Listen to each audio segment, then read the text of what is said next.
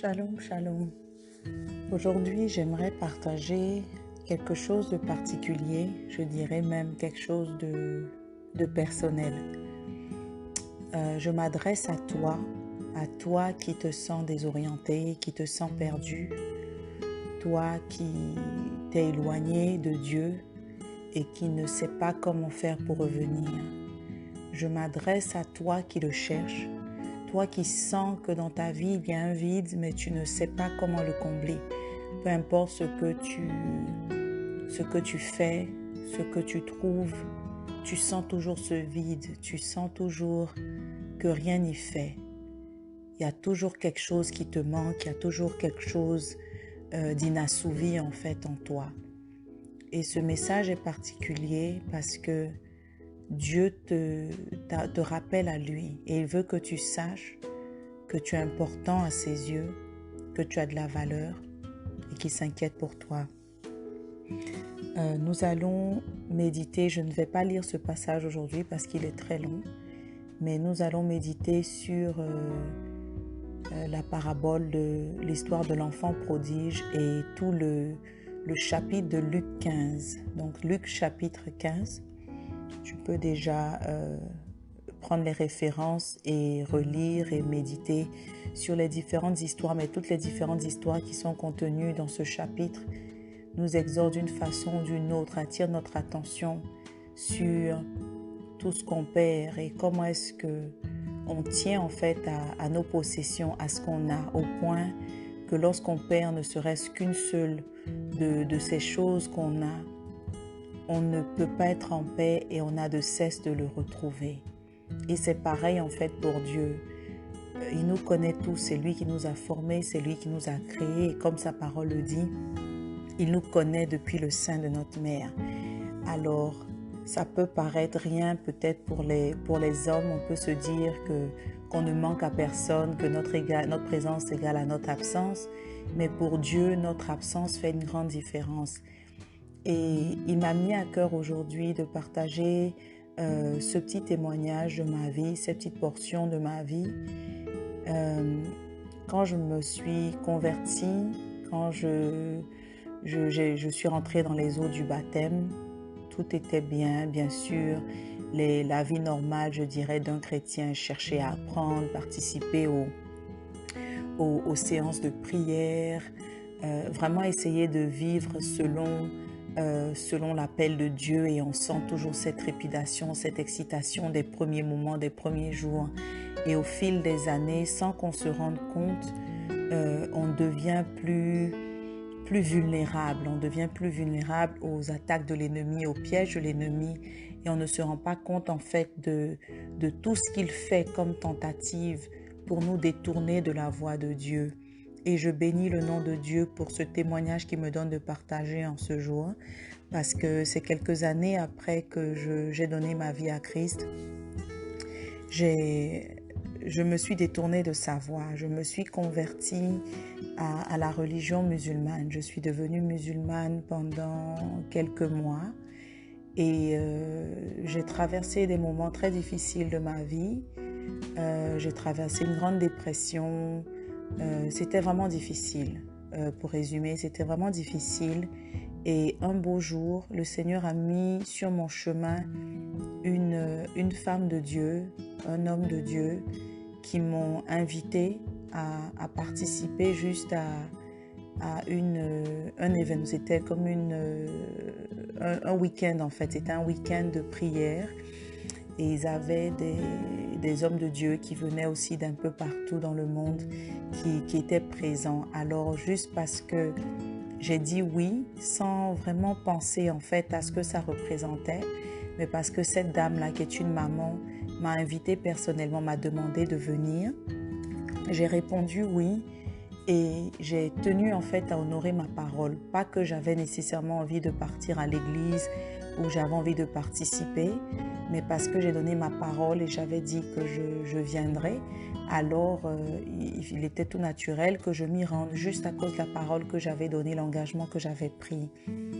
Mais sans savoir en fait que ce jour-là, Dieu avait déjà pris un rendez-vous avec moi, sans savoir qu'il avait déjà planté en fait en moi c'était un peu comme des écouteurs ou un microphone ou même un aimant qui était en fait collé que j'ignorais. Et c'était comme si ce jour-là, en fait, il était en train de tirer sur ce fil-là. Il tirait sur ce fil et je me suis retrouvée dans sa maison sans même réaliser vraiment l'ampleur. Et quand je me suis retrouvée dans le lieu de prière, j'ai senti la présence de Dieu comme jamais auparavant. C'était quelque chose de nouveau.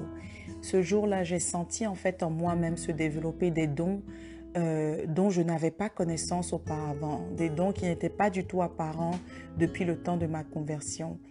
Mais lorsque je suis ressortie de ce temps de prière, c'était un vendredi, j'y suis allée, je suis repartie. Je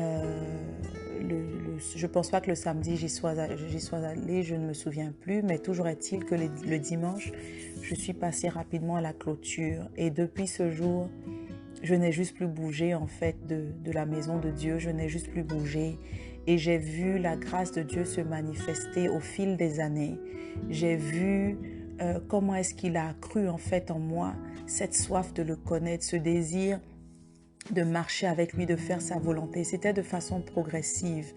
Mais tout ce que je veux dire en fait, c'est que quand je pensais que ce que je faisais ou où j'allais importait peu à Dieu ou même aux hommes, à ceux qui m'entouraient, il a utilisé juste ces petites expériences ou ces petites séances de prière, je dirais, pour me faire comprendre en fait toute la valeur que j'avais à ses yeux. Et je parle de cette histoire parce que il y a juste quelques jours, j'ai eu cette pensée en fait dans mon cœur et je me suis dit, chacun de nous doit pouvoir s'identifier à quelqu'un dans la Bible, dans toutes ces histoires qu'on a. C'est vrai que Jésus est notre modèle, mais aucun de nous ne peut prétendre être parfait comme lui. Il est venu homme, il s'est fait homme pour vivre dans ce monde, mais la Bible nous dit qu'il était sans péché, il était sans faute, il était pur et droit et juste. Et nous, aucun de nous, êtres humains, ne pouvons prétendre à cela parce qu'en nous, nous avons déjà la graine du péché. Nous sommes nés pécheurs. Donc, c'est plus difficile pour nous, bien sûr, de nous identifier. C'est notre modèle, mais nous ne pouvons pas nous identifier à lui dans le sens où nous ne pouvons pas prétendre être exactement comme lui, mais nous sommes plutôt en progression, en cheminement pour être comme lui, pour ressembler plus à l'image de Dieu. Mais il y a des personnes que la Bible nous offre en fait leur récit afin que nous puissions savoir et comprendre comment est-ce que Dieu veut se manifester dans notre vie également, que nous puissions savoir qu'il n'y a absolument rien que nous fassions, rien que nous choisissons, rien que nous pensions déjà qui soit nouveau, comme l'Ecclésiaste disait, il n'y a rien de nouveau sous le soleil. Il n'y a rien en fait que nous pouvons faire de vraiment différent. Et il y a toujours un personnage, une personne, une histoire qui peut nous parler de façon précise, qui peut toucher notre cœur ou toucher un point spécifique, un pan spécifique de notre vie. Et tout récemment, c'est à ça que j'ai pensé. Et j'avais jamais pensé à ça dans ce sens parce que on nous demande tout le temps de prier, de demander à Dieu quelle est notre grâce, quel est le nom par lequel il nous appelle, parce que la Bible même dit que le Seigneur nous donnera un nom nouveau. Alors j'ai déjà eu à faire cette prière où j'ai demandé à l'Éternel de révéler le nom par lequel il m'appelait. Et donc, une fois qu'on a ce nom-là, on essaie de juste voir en fait les traits de personnalité, les traits de caractère. Bien sûr que ça aide parce qu'on peut mieux comprendre la mission que Dieu nous donne. On peut mieux comprendre pourquoi on a une certaine affection pour certaines choses et non pas d'autres, et pourquoi on a une certaine qualité en fait, ou juste certains principes que peut-être les autres peuvent ne pas comprendre, mais tout va en fait dans le sens de nous aider à accomplir la mission que Dieu a placée, nous a confiée de façon précise, de façon spécifique. Et donc, je m'étais jamais même permise de penser plus loin que ça, jusqu'à récemment, donc, quand il m'a interpellée. Et j'ai eu cette pensée, en fait, de me dire, à qui est-ce que je m'identifie dans la Bible ? L'histoire de qui semble se rapprocher le plus ou le mieux de mon histoire. Et du coup, c'était l'enfant prodigue. J'ai juste pensé, j'ai dit, c'est l'histoire de l'enfant prodige, c'est vraiment cette histoire qui ressemble plus à la mienne, pas dans le sens où il y avait une question d'héritage qu'il fallait dilapider, mais dans le sens où moi aussi, je suis arrivée à un stade de ma vie où je me suis éloignée progressivement de Dieu sans même réaliser, où j'ai pris un chemin qu'il n'avait peut-être pas tracé pour moi, mais à la fin, il a su me secourir, il a su se tenir devant moi, me tendre les bras, me donner cette opportunité de revenir à lui, de me donner cette opportunité de juste courir en fait à lui. Et il m'a accueilli à bras ouverts, sans me juger, sans me condamner et sans même me faire me sentir coupable des choix que j'ai faits. Bien au contraire, ils me permettent aujourd'hui de réaliser que tout ça faisait partie du plan de Dieu, parce que n'eût été cette expérience, je n'aurais jamais pu comprendre l'importance de Dieu dans ma vie. Je n'aurais jamais pu comprendre ce que ça fait en fait de ne pas avoir, de ne même pas sentir la présence de Dieu au quotidien dans tout ce qu'on fait. Alors je partage juste cette petite expérience aujourd'hui pour attirer ton attention sur le fait que Dieu t'aime, que Dieu t'appelle. Et si tu es déjà en train de marcher selon ses voies, selon ses plans, si tu le connais déjà et que tu as fait le choix de le servir jusqu'à la fin de tes jours, alors pense à ces personnes dans ton entourage. Pense à ces personnes dans ta vie qui ne le connaissent pas. Pense à celles qui se sont égarées, qui se sont détournées de son chemin. Et tiens-toi à la brèche pour ces personnes. Prie pour ces personnes. Fais face contre terre et sois un modèle, sois un canal que Dieu peut utiliser dans ces temps difficiles pour parler à ces personnes, pour être un ministre dans leur vie, pour pouvoir leur enseigner la parole, leur apporter ne serait-ce que la consolation du Saint-Esprit, leur faire expérimenter juste la joie de la présence de Dieu. Et si toi-même, tu t'es éloigné de Dieu, ou tu sens que cette connexion que tu avais semble perdue, il y a quelque chose qui te manque, alors ne te sens pas coupable ou ne pense pas que ce que tu as fait est tellement ignoble que Dieu ne pourra pas te reprendre ou qu'il ne va pas t'accepter. Les hommes peuvent te juger, les hommes peuvent te condamner, mais Dieu ne te juge pas. Dieu ne te condamne pas, bien au contraire. Il a toujours une parole pour toi, il a toujours une place pour toi et il n'attend que tu reviennes à lui.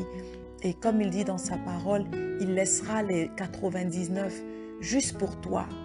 On ne te dit pas que Dieu a assez de fidèles, il a assez de serviteurs, il a assez d'enfants, qu'il peut se passer de toi ou qu'il ne remarquera même pas ton absence. Il remarque ton absence et il t'appelle aujourd'hui. Il t'appelle que tu reviennes à lui, que tu reviennes, que tu prennes la place qui est la tienne, que tu ne te dises pas que c'est déjà trop tard, parce qu'il n'est jamais tard tant que tu as le souffle de vie. Tant que tu entends encore cette voix, parce que sa parole déclare, mes brebis me connaissent, elles connaissent le son de ma voix et elles me suivent.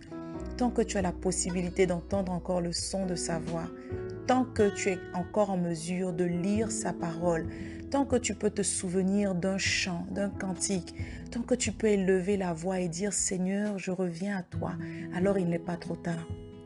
Donc, utilise ces moments pour revenir à lui. Laisse-le te guider, te conduire, te consoler. Laisse-le t'éclairer.